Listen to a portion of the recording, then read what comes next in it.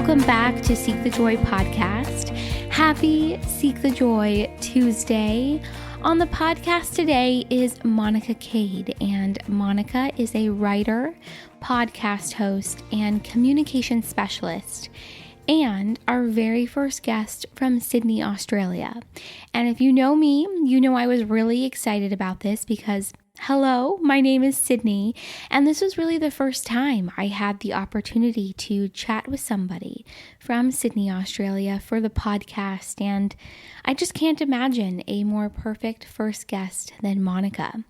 Monica is highly sought after for her work with entrepreneurs, where she helps them find clarity, fine-tune, and express their personal business message and connect to that space within themselves so that they really realize the solutions to their questions. Monica believes that self-expression is the foundation for creating a life we love, and her aim is to encourage everyone to communicate with purpose, clarity, and power. Through her work, she supports people to express themselves and be better communicators, both professionally and personally. Monica has over 12 years of experience in communications and publishing, and it was really fun to hear her talk about her passions for writing, communicating, and interviewing. She started her very first online magazine at age 20, way before the blogging revolution even started, and today she's the host of the Monica Kade podcast. And on today's episode, in addition to chatting about Monica's passions, we talk all about her journey of self-discovery, what it's been like finding her voice and communicating with purpose, the importance of self-expression, and the concept of purpose and how it's really driving everybody crazy. We also talk about Monica's spiritual practice and how to get out of your head and back into your heart. As always, to learn more about today's episode, head over to the show notes section of our website, seekthejoypodcast.com/show-notes, and everything is right there.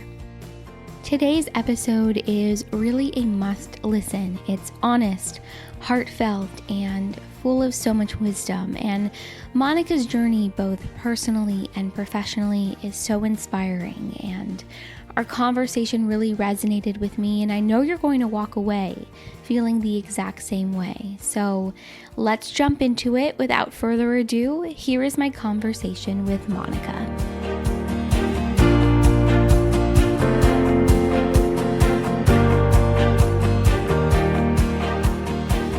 The thing that I really help people do is to give their dream a voice. So I help put a voice to their dream, and I do that through writing, through helping them fine-tune and communicate their message.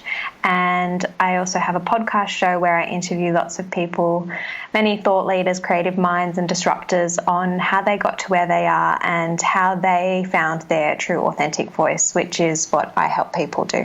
Oh, I love that. So when you're working with people to really fine-tune their voice and their message, is there a certain, formula or system that you go through, or is it really intuitive and based upon, the individual person? Yeah, I would say it's a lot more intuitive. Like, of course, there are certain aspects that are, you could say there's a formula. I'll touch on that in a moment, but yeah. What generally happens is everyone is at a different stage in pursuing their dream or in their business. And so if it's someone that maybe has a business that's already established, but they're still a bit stuck in terms of their messaging. I recently worked with a client and she has a very big Instagram following. She's an author and a clinical psychologist, and she just simply needed help in fine-tuning her speaking topics and pitching herself more to the media. And so she already had a very beautiful brand. So it wasn't about, starting from scratch per se, but it was really just fine-tuning it and allowing her to become more clear. So by working with me, we were able to really get to the core of who she is and what she does and focus on bringing that message out, because a lot of the time I think we can be so confused by what's around us and we look at what other people are doing and then we try to take a bit of them and put it into our business. And I personally think that detracts from who we are and our personal message, because we've all got something unique to say. So I really encourage the people that I work with to go within themselves, and I help facilitate the answer out of them. So if that's someone that I'm working with that they're established, that would be a process. And if it's someone that's really at the beginning of their journey, that maybe they have an idea of the direction they want to go in, but they're not entirely sure, then what we do is we sit down and have a chat, and we really focus on that voice clarification. Like, what is it that you're really wanting to share with the world? What is your message? And that changes over time as we evolve, but there's always a starting point. So that's really what I help people with. Oh, that's so cool. That's amazing. I love what you do and the work that you do, and especially the piece that you touched on in terms of we can look to what other people are doing, but it detracts from our own message and our own brand and what we're trying to convey and to the world with whatever work that we're doing. And what has the process been like, kind of getting to the core of who you are and your message? And I think you used the phrase voice clarification. I love that. So what has that journey been like for you? It's been a very roller coaster ride, that's for sure.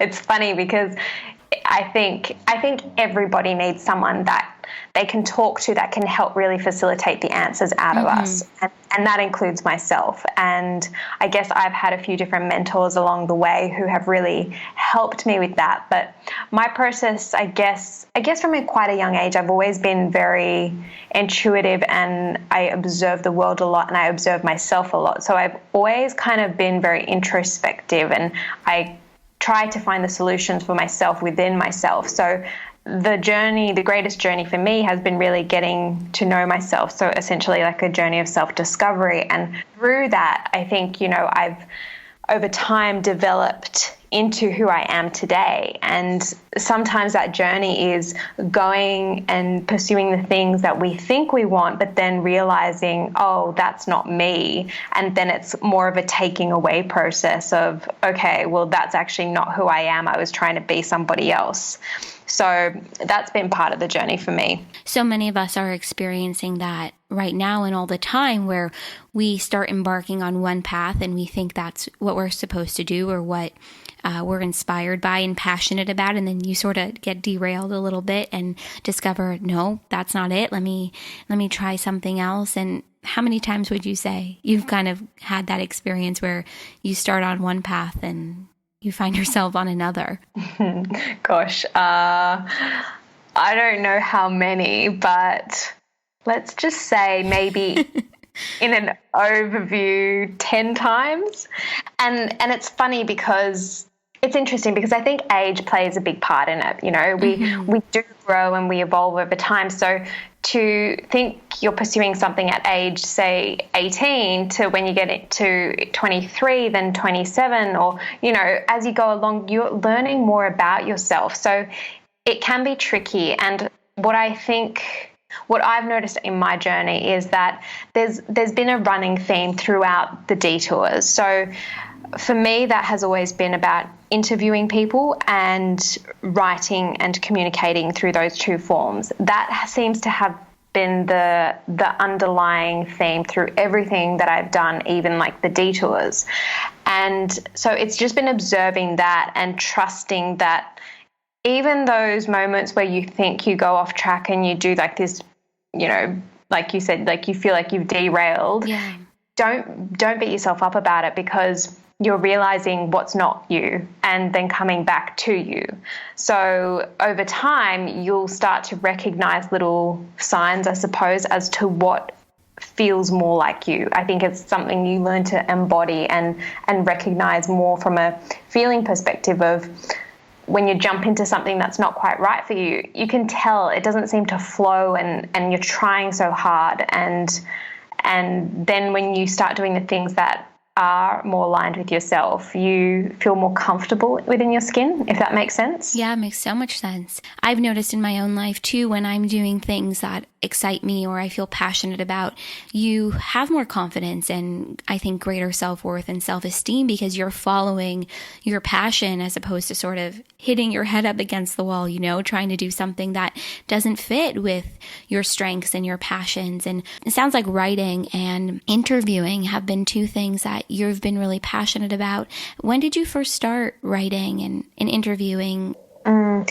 All through high school, I know that I was I did very well in my English subjects. Now, that didn't mean anything to me at that point. I didn't really realize my writing ability until after I finished high school and I was at university, and I didn't want to be there. I was studying human resources, and I was purely there because my parents felt that I needed some sort of a backup, and because I wanted to pursue acting at the time. And so I thought, one day I was walking through university and all of a sudden this little light bulb went off and was like, I want to start a magazine. And I was like, okay.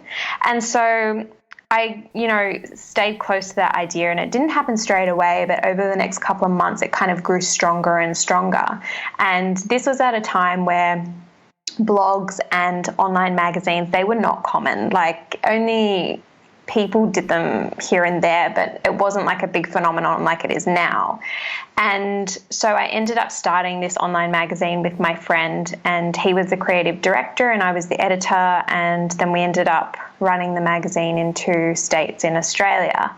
And because I had to interview people for the magazine, that's when I started realizing that I could write, because I'd interview people and then I would write about them. And there was this, I remember the first article that I wrote, that I had this beautiful ability to weave together words, and I didn't really, it was just this, it felt really nice, and it felt, I loved it. And from that moment onwards, I guess I continued writing and interviewing and building different projects and businesses around that component. Oh, that's amazing. I love that you started a magazine. Do you still have that magazine now, or has it evolved into something different? No, so I ended up folding it probably after the 2 years, as I just felt like it kind of came to a close. And then from that, I developed a few popular blogs that I ran for a while. And then that kind of, over time fizzled out too, because, I went in different directions. And then more recently, it was funny, I was approached to become editor for another online magazine. And this was probably like 3 years ago. And I had complete creative control over it. They said, yep, take it. And I had to rebrand it and put it together. And then eventually we took it to print as well, which was very exciting. Unfortunately, I had to leave the company because things weren't working out with the company. But again, it seems like those things came round again in another form. Yeah, it sounds like your passions just keep showing up in your life in different ways. So how did you then land into doing the work that you're doing now, where you work one-on-one with clients? I guess it's evolved from the experiences that I've had with people coming to me for help, but then also through the experiences that I've had through the magazines and the way that I'm able to, I think, it's almost like a blending of interviewing and the writing, because when I connect with people, I know as an interviewer, I'm able to draw out the best of them. And I know this because they've all told me at the end of interviews, that was one of the best interviews I've done. And it's not for me to, toot my own horn or anything. It's my genuine love for it. Yeah. And I know that I'm able to connect with people and hold that space for them to really communicate their truth. So essentially when I work with people one-on-one as well, that's what we're doing, just in a private setting where it's, me and the other person, and we're talking about their dreams and talking about maybe the obstacles that they're facing right now and how we can overcome those, but not me giving them the answer, but really me helping them realize the answer that's already within them. Yeah, that makes a lot of sense, because I do believe that, those answers that we search for are already within us. We just, I think, need to get quiet enough or have the help of someone in our life, to help bring those answers out for ourselves. And do you put your work into practice in your own life too, just in terms of, communicating with that purpose and clarity that you talked about earlier, and getting quiet enough, to get those answers from within? Yeah, absolutely. Especially, I like to do something that always brings me closer to myself every single day, in every moment that I can be. Even like just before our conversation, I actually did a little meditation. Now, that's not something I always do, and it wasn't anything to do with this particular podcast, but there's been some answers that I've been looking for myself. And so I was like, I really feel like I just need to sit and be still, because it's so easy for our mind when we're going through challenges to want to look to the world around us to try find the answer. We get into this panic, this scramble, and we're like, oh my God, what am I going to do? And I'm sure your listeners can relate. But, so, and the most challenging thing in those moments is to be still, like you said. It's to be quiet, and rather than ask everyone about what they think you should do, is just take time to be still and find the answer. And I think sometimes what people can get frustrated with is that the answer doesn't always come straight away with certain things. Sometimes it does, but it's just being persistent and trusting that you will receive the answer if you're patient with yourself and kind, and of course, reach out for support if you need. I'm not by any means saying face the world alone, but I think for me, it's really important to meditate or go for a walk, or I live by the ocean, so I love going and just looking at the waves and doing all those things that bring me back to my center, to peace and calm. They're the things that, are my practice.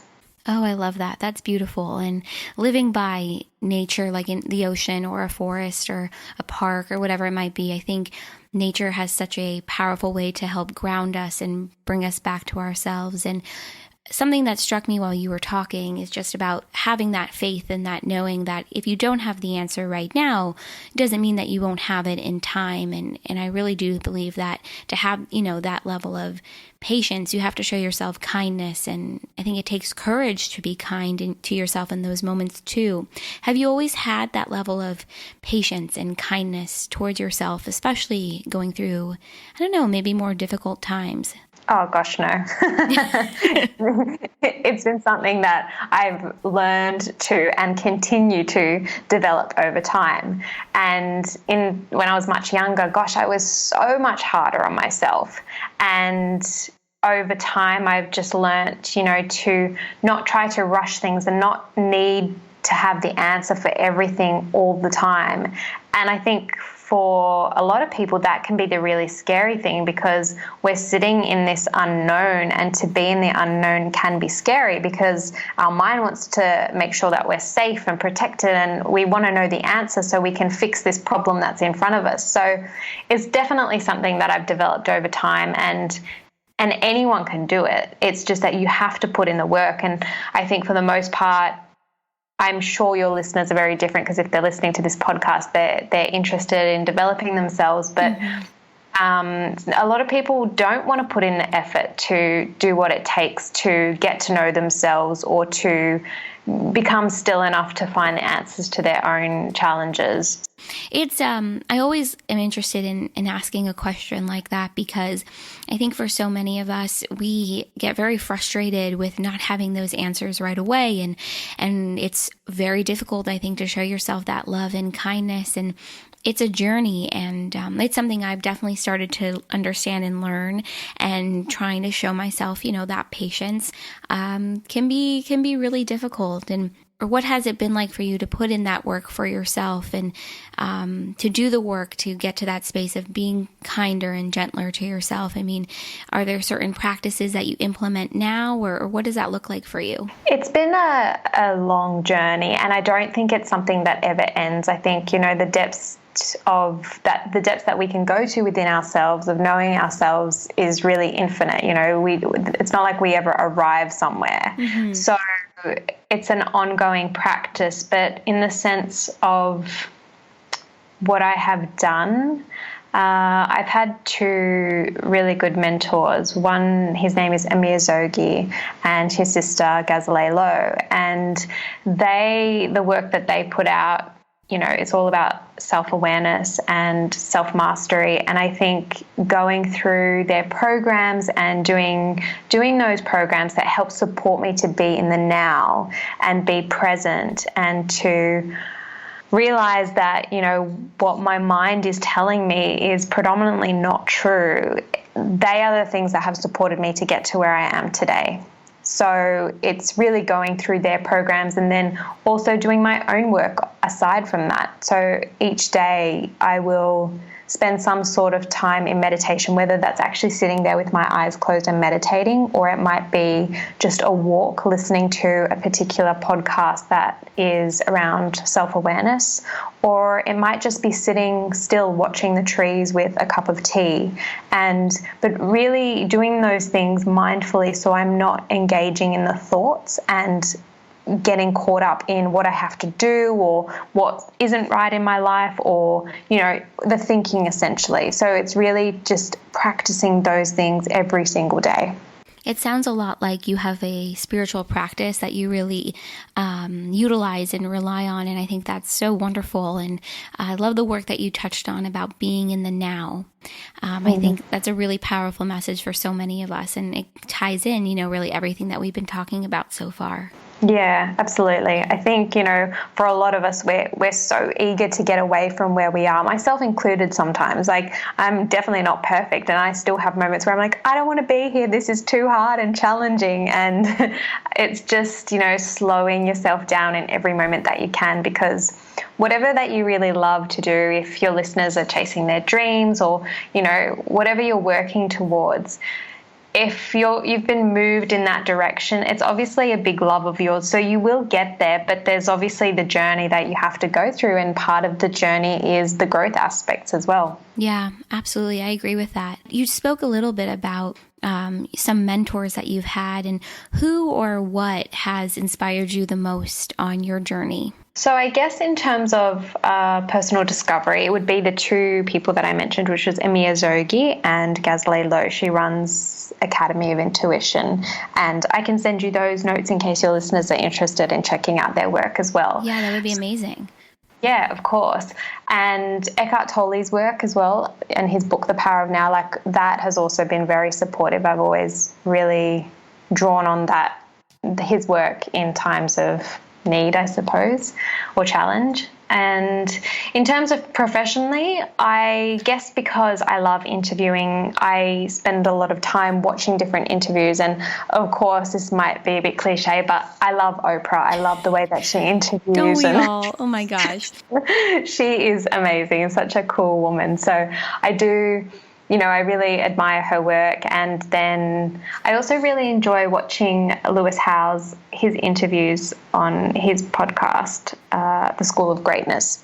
He's got a few really cool interviews as well. So I just like observing people that are out there doing what they love, and it doesn't have to be people in the spotlight either. There are so many people that I get to interview who I cross paths with as well that they touch my life too and allow me to learn things about myself. And, even connecting with you, Sydney, it's really nice because we're having a great conversation and that then influences my life. And then, our conversation has the ability to influence others as well. So I think, life kind of gives us other inspiration as well. Oh, I couldn't agree with all of that anymore. I mean, it's been such an incredible experience to have the ability to connect with so many different people all around the world and to hear about their journey and experiences and what has inspired them. And it has an impact on you. And then it's amazing to see sort of the domino effect. So I think inspiration is really everywhere. Yes, I agree. What would you say you've learned the most about yourself going through this journey of self-discovery?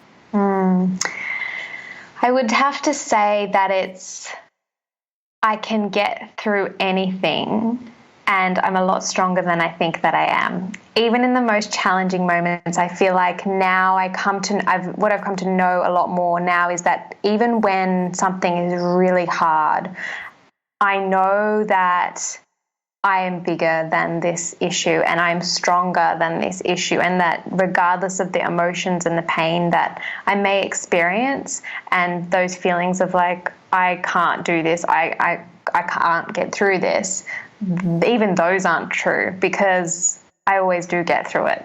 So it's just, I guess, about, staying the course and trusting the process. And I think that can be hard, but I think that is the key. Mindset. I think it's mindset is everything, right?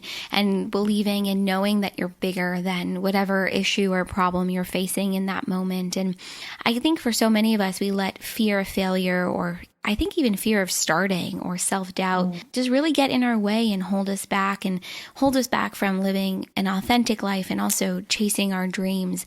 Have you been able to push back or push up against those fears of failure or starting and self-doubt and really begin to embrace who you are and what you love and chase your dreams? Yeah, it's really what I've come to realize. It's more about leaning into those things. So when you do experience those hard emotions or that fear, it's just to become aware that, hey, I'm experiencing this right now and I can feel this fear, and I'm afraid of being rejected, or I'm afraid of giving this a go and failing.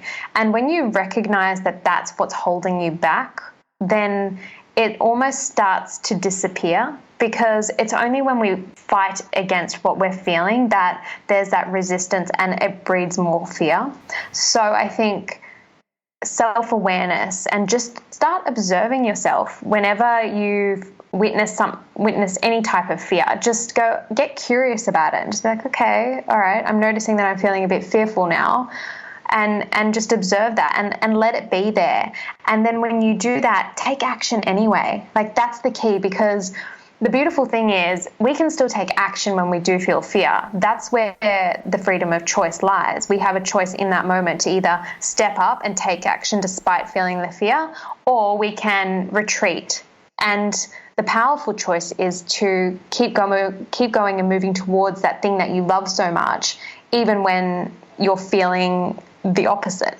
Oh yeah, absolutely. And it takes a lot of courage to be able to do that. And so many people who I've spoken to or interacted who listen to this podcast are really in the trenches of facing moments like that, where, they can see the fear and they do it anyway, or they see the fear and they feel like, well, can I do it anyway? And I think your words and your wisdom, honestly, I think is really so powerful. And you're such a great example, too, of just being able to see those fears and push past it.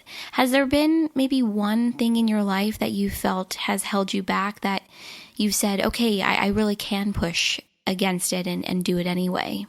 I think maybe along the way, it's always been the thing of believing in myself enough. I think until my early 20s, there was this kind of courage, this fierceness within me.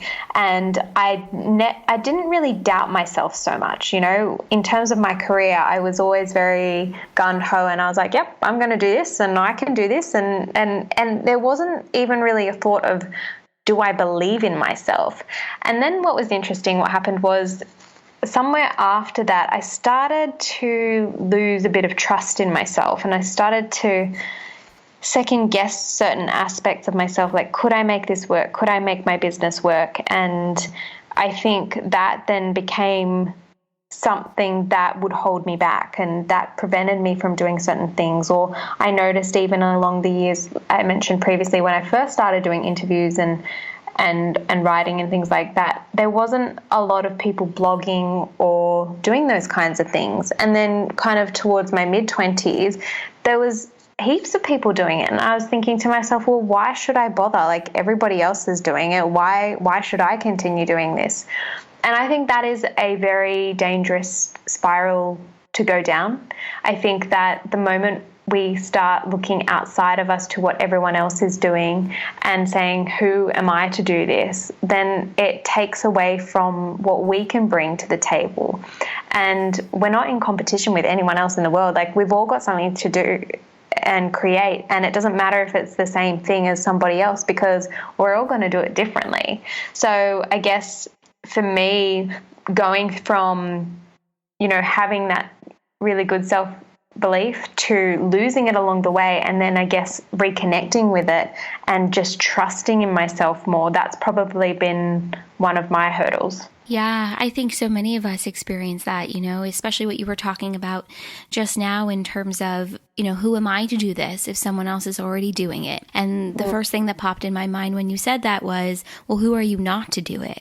I think we all have something so unique to give, and we all communicate differently. We all have different perspectives, and I think it's about celebrating those different perspectives, and you definitely do that in your writing. And I really feel a strong connection with you in terms of the experiences that you've had, just in terms of beginning to start to celebrate your voice and what you have to offer to the world. And do you think now where you're at, you've really begun to really own your voice, or do you feel like you still have more to do?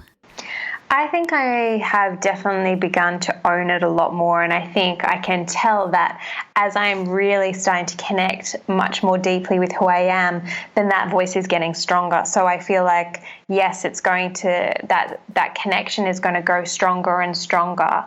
But I'd say, like, going through that process of doubting my voice was critical in order to get me to here. So I'm constantly going within, kind of like I was saying with my clients, we've got to go within and draw it out. So that's what I'm continuing to do. And yeah, I feel like it's going to get stronger and stronger from here.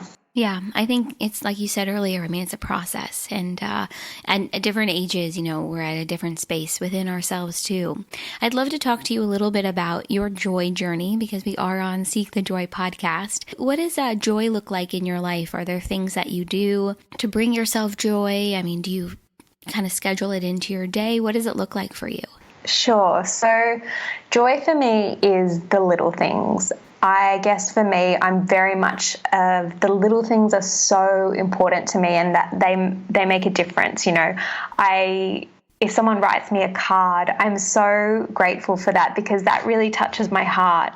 But in my own life, the way that I really make sure that it's filled with joy is, in the mornings, I love going for my walk, and then I love sitting down with my coffee in the morning and just, pondering or listening to something uplifting or watching nature. And that is a little joy moment for me.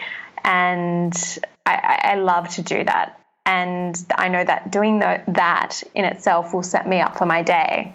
Or I have a new baby nephew, and I love spending time with him, because babies are so sweet, they're just like little bundles of joy. So it's really nice to watch him grow and see him transform. And so that's another aspect. And I guess it's also connecting with the people that I feel uplifted around. So I have a few close friends, and I spend a lot of time with my family as well. And doing those things is what keeps me closer to myself. And yeah, all those things are the things that bring me joy.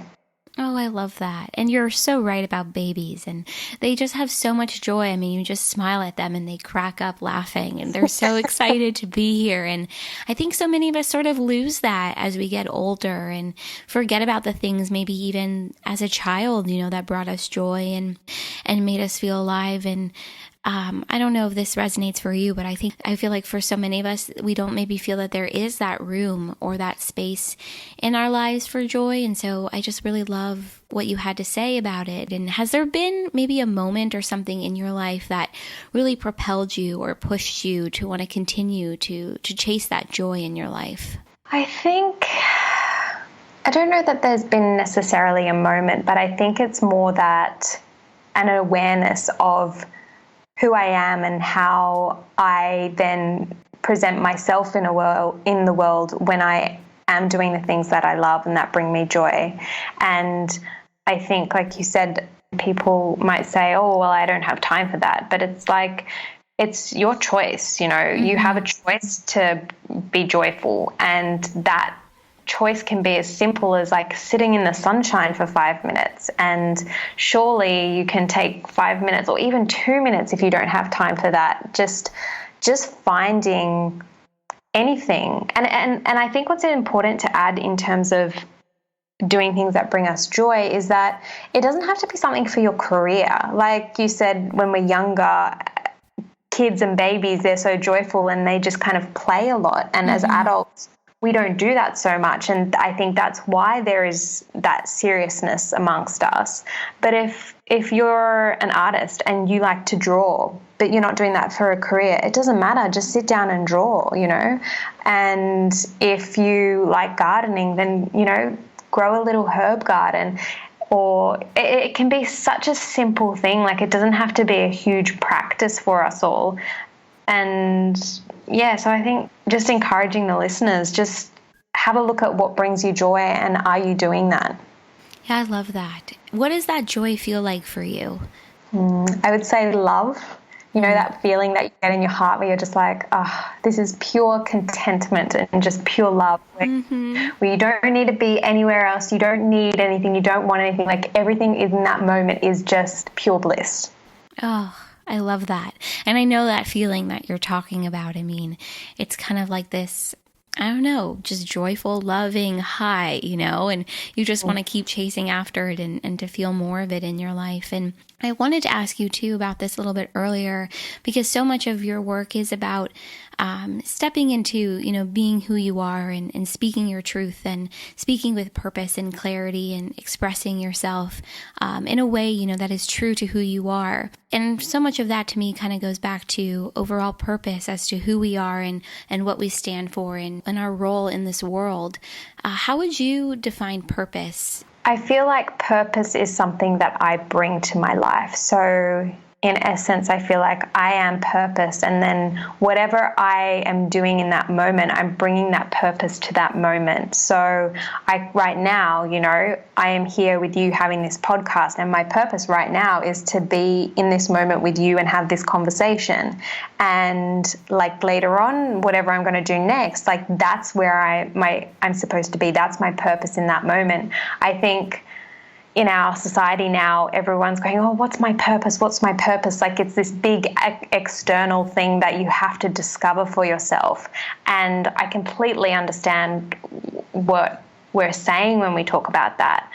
But it's anything that you want it to be. I think, you know, we are given gifts, but I also think that we have a choice to use those gifts, or we can choose to do something else. So I think purpose is something that we choose, and it can be whatever we want it to be. Oh, I love that.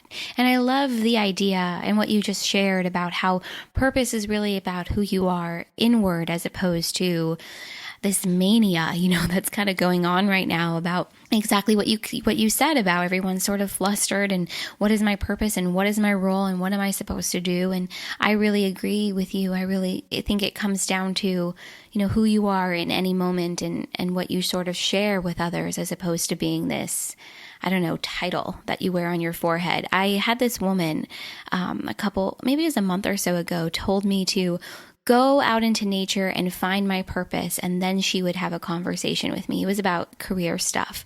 And I just thought to myself, what are you talking about? I know my purpose. I'm here. I'm breathing. I want to contribute. I am contributing to society. You know, I have something to offer, and I believe in who I am. I don't need to go out and figure out, you know, what the writing on the wall is for my purpose. And so it's so refreshing and lovely, you know, to talk to somebody who has such a wonderful perspective on that part about purpose. Yeah. Oh, that's so wonderful that you were able to do that. And because I think, you know, people have influence over our lives, and that could have gone in two different ways for you. You know, it could have gone in the way that it did, or you could have gone, oh my goodness, like I have to go out and I have to go find this purpose. And then you're going to go into your head and be like, oh my God, okay, what is this big purpose of mine? Like, how do I find it? And, yes. And it's taking you more into your head than into your heart. So, yeah, well done for trusting yourself and sticking to what you know. Oh, well, thank you. I mean, it took a couple of hours after the conversation for me to come to this realization of, this woman doesn't know what she's talking about. But you just said something about getting out of your head and getting more into your heart. What would be your number one tip for somebody who really wants to do that? I think depending on what stage of how much in your head you are is going to depend on how much energy this is going to take. But what I suggest is you can do this inside, outside, wherever, but sit down and focus. So if you're starting to feel like you're in your head and you're feeling stressed and emotions are overwhelming you, sit down. And if the emotions are running high, this will be challenging, so don't expect it to be a breeze. But if you can stick with it, it will really work. And so sit down, put your feet flat on the ground, and you can either do this with your hands or your feet, but focus your attention to the inner field of your feet or your hands. So essentially try to feel the energy and the sensations. Like it could feel like pins and needles, or like ants in your hands, or but essentially, so become present. And when you start focusing your attention on those sensations, you're starting to anchor yourself more to this moment, and you're coming back into this moment. Because when we're in our heads, we've lost the moment. We've started living in this little story that's going on in our head. But if you stop and realize that right now in this very moment you're safe and you're possibly sitting on your couch and nothing's actually happening to you, you'll realize that the story in your head has just created all these like crazy emotions and you've lost yourself. So the more we can relax our body, the more we will connect back more with our heart and stay out of our head. And again, it's such a practice. So, you might find that really challenging the first few times that you do it, but the more and more you do that, then the more connected and more anchored to this moment you can keep yourself. Oh, I love that. And you know what that reminds me? Obviously, you're talking a lot about getting out of your body and getting out of your head that way. Well, more like getting out of your head and getting more in touch with your body. But it really reminds me, too, of just really the need for so many of us to really ground ourselves and figure out how to stay grounded. And especially with, I'm sure you can relate to this, but there is so much stimulation and there's so much going on our phones, with other people. It's nonstop. Do you really return to that sort of practice for yourself to keep yourself grounded, or are there other things that you do? Yeah, so I definitely do that practice, and other times it might be breathing. I'll just take quite a few deep breaths and really just focus my attention on the breath going in and going out, especially when my thoughts get really loud. Sometimes I might just go for a walk because it will snap my mind out of the repetitive cycle of thoughts that it's going through. Because essentially that's all it is. We get stuck in this monotonous thought cycle. So it's about breaking that cycle. So change your environment, connect deeply with your body, and don't go on your phone all the time. I think people do that mindlessly a lot, I think using social media and being on our phones with purpose and intention, I think, sure, go for it. There's so many wonderful things we can achieve with that. However, if you're doing it just to scroll through Instagram or read Facebook feeds that are just telling you that, oh, I'm going to sleep now, or I just made breakfast, how is that really uplifting your life? Or right. And what purpose is it serving?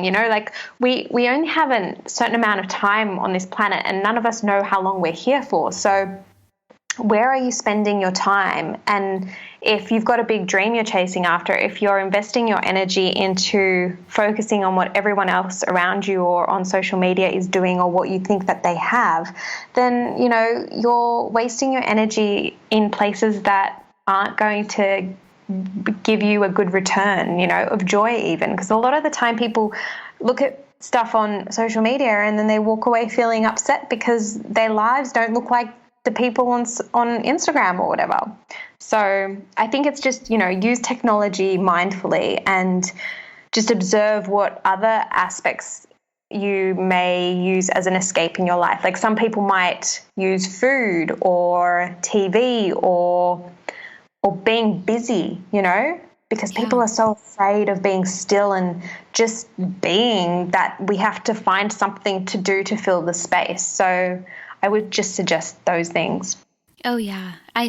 What really strikes me, too, about what you're talking about is I think for so many, there's this real fear of being alone with yourself and being alone with your thoughts and what's going to come up and what are things that maybe I don't want to face. And I think what you're talking about in terms of just starting to be more mindful of where you're spending your time and are the things that you're surrounding yourself adding to your quality of life as opposed to making you feel worse or hurting or, taking away from your quality of life. I think for me, a lot of that looks like gratitude and reminding myself of what I'm grateful for. And, just because it doesn't look like this highly photoshopped, edited picture on Instagram, doesn't mean that my life isn't wonderful and magical. And how does gratitude show up in your life, or even what role does gratitude play?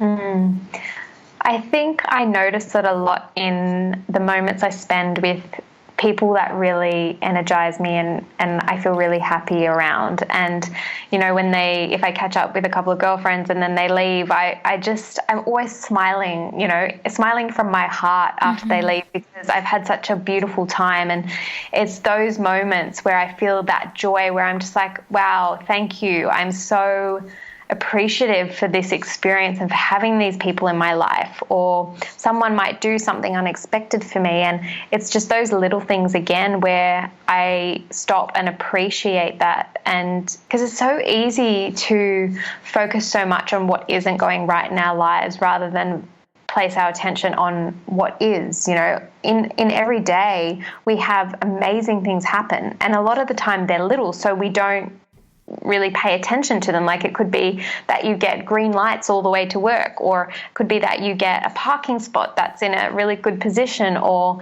maybe someone shouts you a coffee, or you get a compliment, or you have a beautiful conversation with someone, or a stranger says hello and you have a funny little interaction on the street. Like, all those little things, they're things that light us up.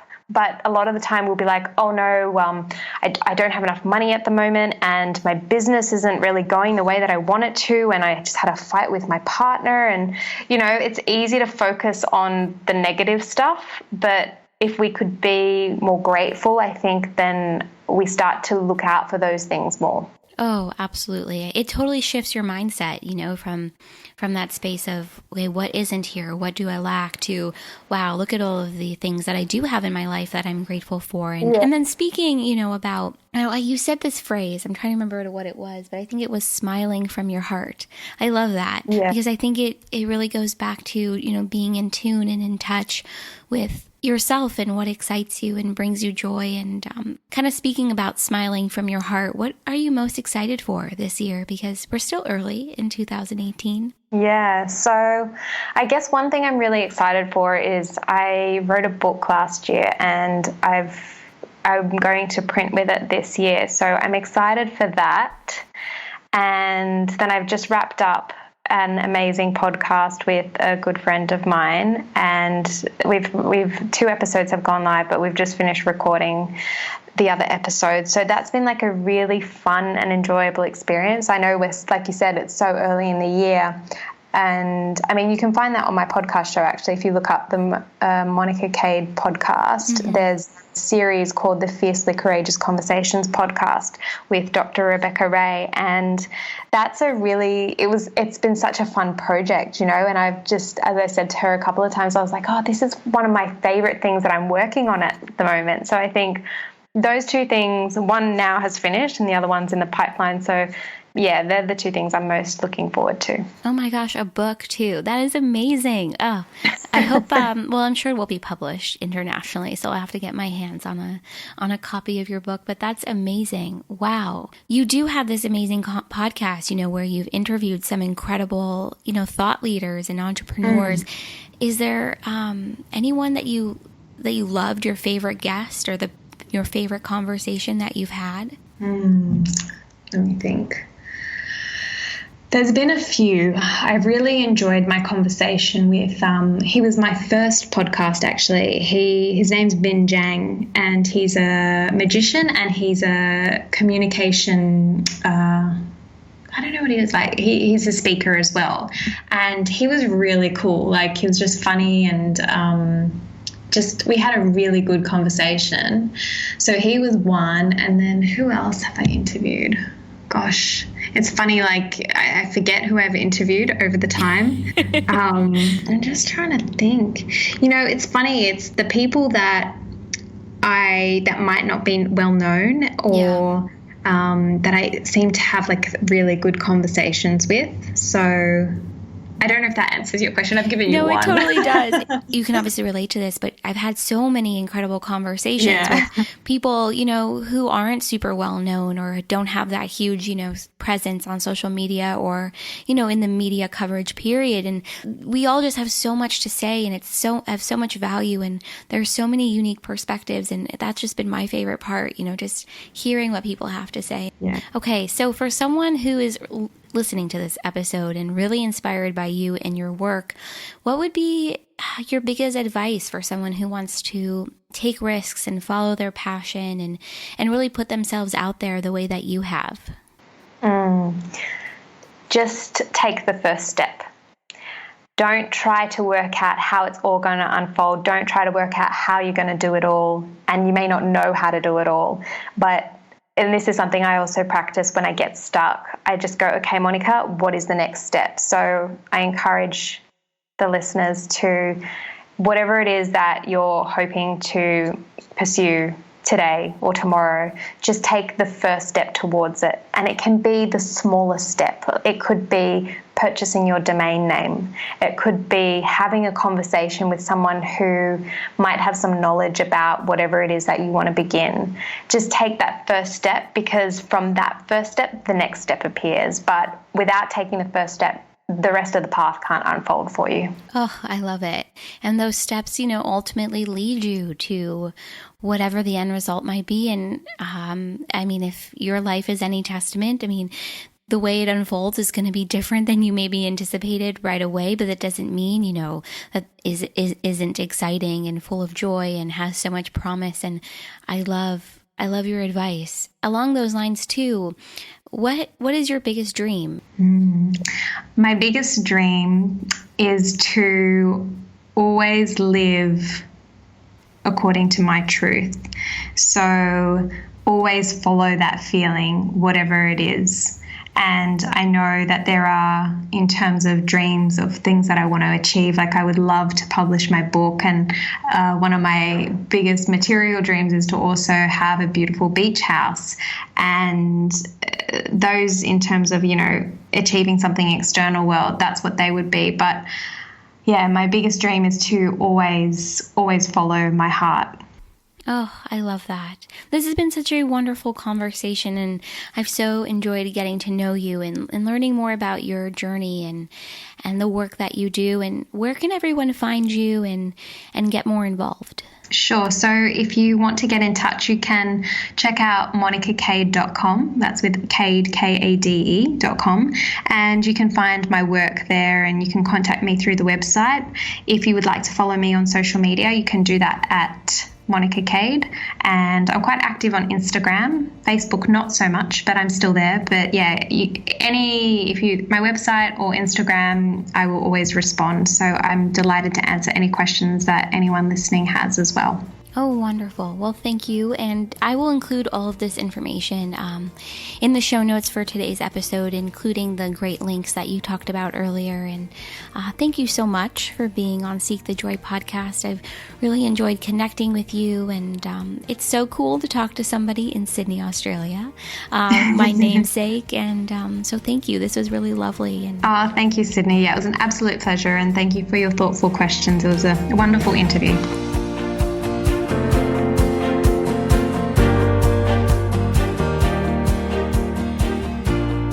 Hey guys, thank you so much for listening to this week's episode with Monica Kade.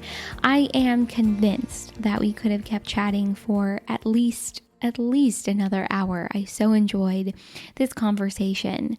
Before we go, just a couple of quick housekeeping things. First of all, we are gearing up for the third episode in The Power of Storytelling. It's going to air on March 22nd, and I would love for you to be part of it. So to send in your story, head over to our website, click on the Share Your Story tab, and scroll down and fill out our interest form.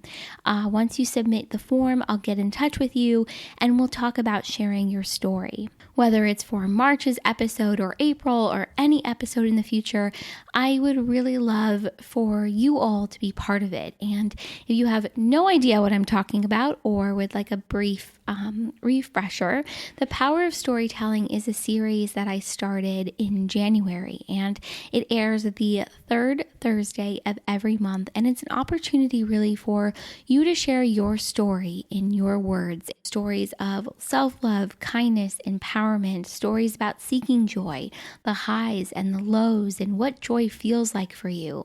Stories about showing up for yourself, stories about staying true to who you are, staying grounded, overcoming obstacles. I mean, really, the sky is the limit here. And I've had the best time sharing your stories and connecting with this community. And I would just love for you guys to be part of it. So feel free to reach out at any time with any questions, and make sure to head over to the website to learn more and fill out our interest form. Okay, last but not least, before we go, thank you so much to everyone that has rated and reviewed the podcast on Apple iTunes. Ratings and reviews help us get seen by new people and helps this podcast to grow. So if you feel so inspired to leave us a rating and review, make sure to email me a screenshot of your review to Sydney@seekthejoypodcast.com, and I will send you my brand new guide for infusing more joy into your life,